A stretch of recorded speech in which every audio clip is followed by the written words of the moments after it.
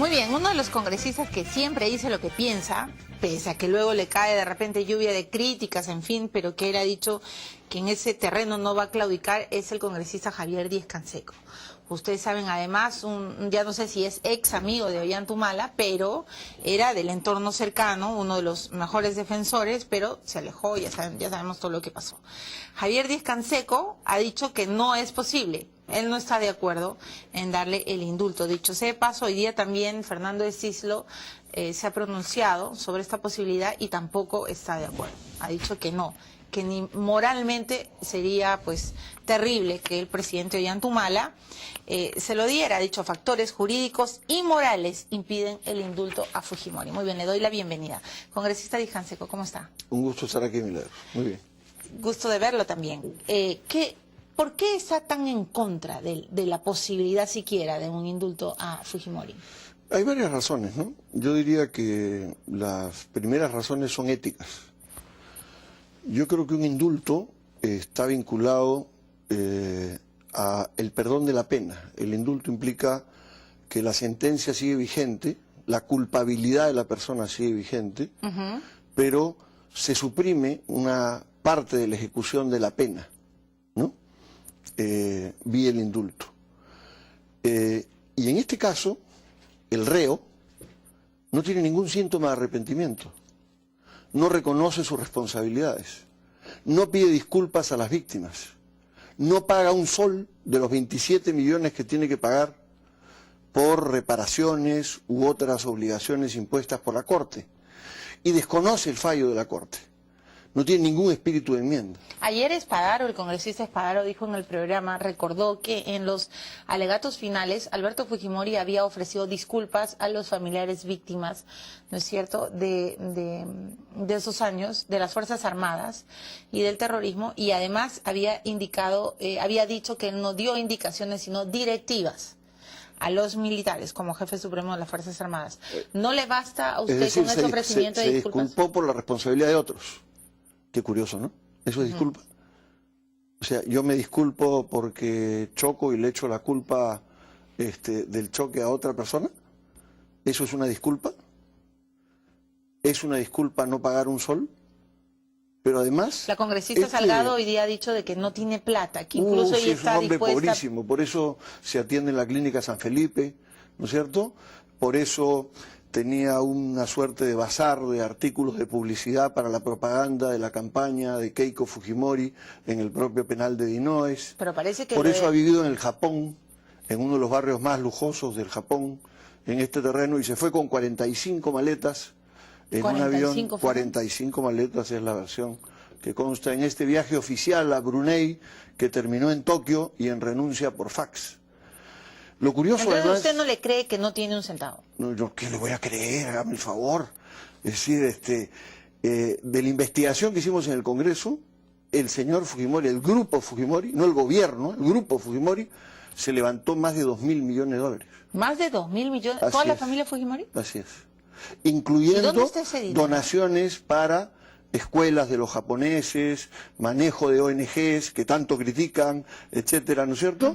Y está prófuga su hermana, Juana, su cuñado, que era el embajador en el Japón y el que manejaba las cuentas. No se han entregado.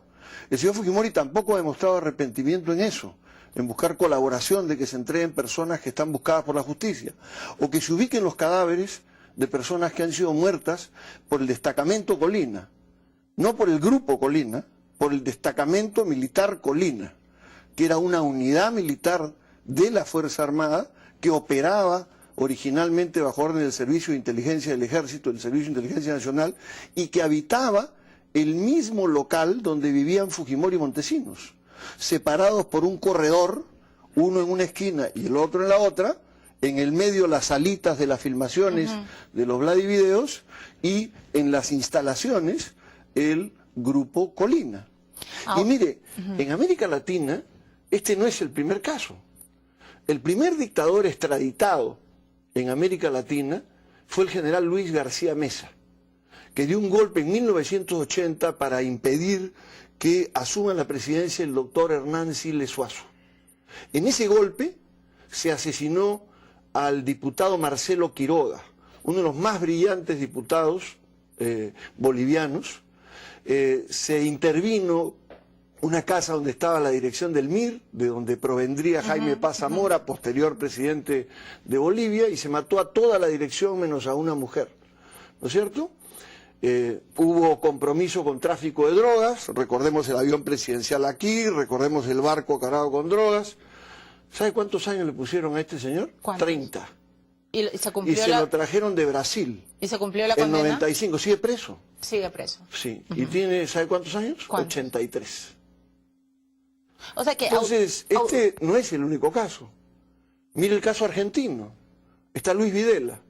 Luis Videla acaba de ser condenado en julio pasado, ¿no es cierto? Acaba de ser condenado por el secuestro y la entrega de niños, de bebés, de las personas que eran torturadas y asesinadas en la escuela de la Marina, en la ESMA, en la escuela mecánica, ¿no?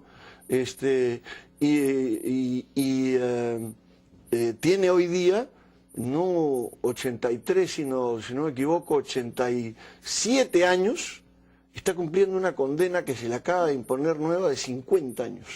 Y bueno, él creo que va a morir en la cárcel. Son crímenes atroces, ¿correcto? ¿Qué son los crímenes de la Cantuta y de Barrios Altos? ¿Qué es ametrallar una pollada con niños dentro? ¿Qué es ejecutar a los estudiantes con tiros en la nuca y no entregar los cadáveres a los familiares?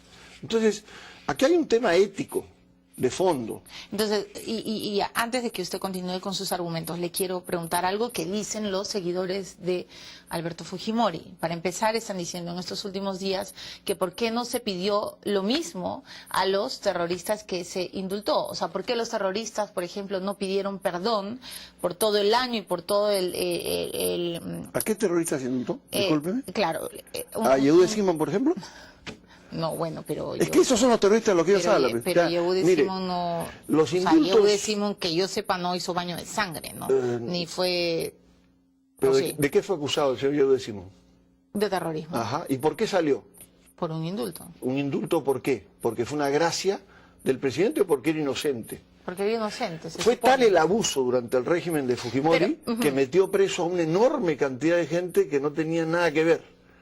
Y una agrupación en la que estaba el doctor Jorge Santisteban y en la que estaba el sacerdote francés Hubert Lancier, ¿no es cierto?, que estaba vinculado a penales, junto con el ministro de Justicia de Fujimori, tuvieron que pasar una revisión porque era tal el abuso del manejo de estos mecanismos de los jueces sin rostro, donde se distorsionaba la voz, donde no había mecanismos de defensa, donde no se ejecutaban pruebas, que hubo de que había una enorme cantidad de gente inocente. Por supuesto.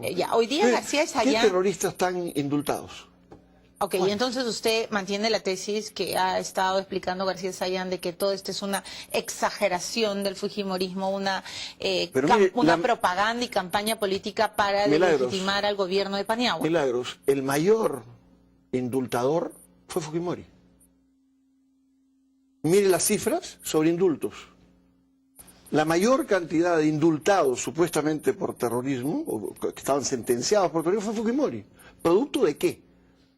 De un sistema bárbaro de manejo de esos procesos, uno, y dos, de que el Perú encaraba una andanada en los tribunales internacionales que evidenciaban la arbitrariedad con la que se manejaban las cosas. Y que los procesos no eran debidos. Correcto. Ahora, el siguiente argumento de los fujimoristas, ellos dicen que para una reconciliación nacional, pues hay un grupo grande, duro, además creo que se ha demostrado en estas elecciones pasadas, de peruanos que están agradecidos al gobierno de Fujimori por la pacificación, por la resurrección económica y todos los argumentos que se esgrimen, y que por qué no permitirle irse a su casa a que se sane si es que finalmente fue pues un gobernante elegido, ¿no es cierto? ¿El señor Fujimori está condenado por haber frenado la hiperinflación de García?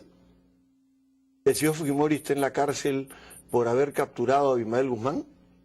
¿El GEIN, que dicho sea de paso no lo formó él sino el gobierno anterior a él? ¿El señor Fujimori está en la cárcel por eso? ¿No? las personas hacen cosas buenas y hacen cosas malas. Y cuando las uno hace sancionan por las cosas cosas malas. tiene que... No las sancionan por las buenas. Y uno tiene que responder por esas cosas.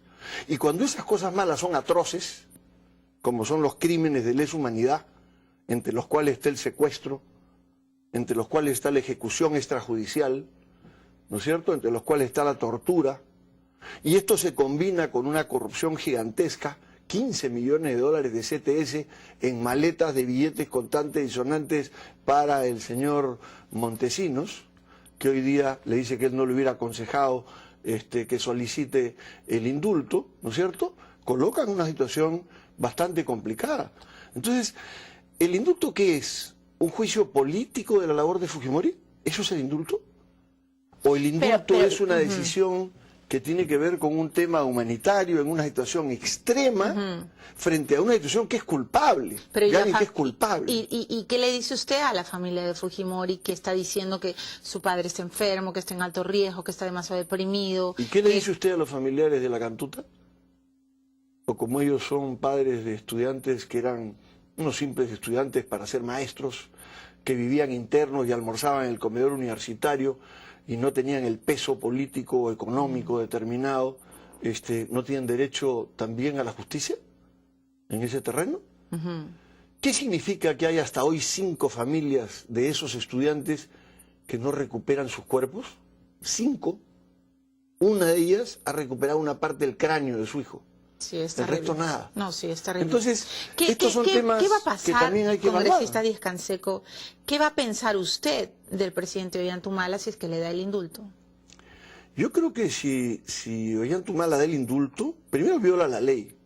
Viola una ley que además votaron entusiastamente la señora Chávez, la señora Salgado, la señora Hildebrand, ¿no es cierto?, en 1995, y que firmó el señor Jaime Yoshiyama, ¿no es cierto?, diciendo que el indulto no era viable para los responsables de secuestro agravado.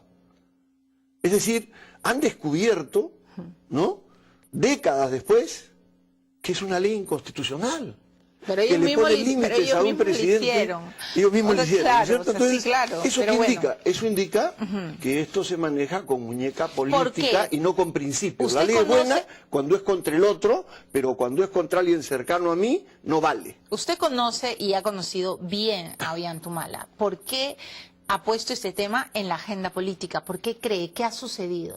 Bueno, hay gente que piensa que ha habido una negociación política, que esa negociación política tiene detrás intereses frente a las elecciones del 2016. O sea que usted está tratando de inducirnos a pensar en la ley Nadine, o sea, te doy el indulto, pero luego tú me ayudas para que Nadine sea candidata. Es una de las hipótesis que ha sido barajada por analistas políticos en estos últimos días. ¿Pero usted qué ¿sí? cree? ¿Usted ha sido amigo de Ollantumala? Yo he sido una persona...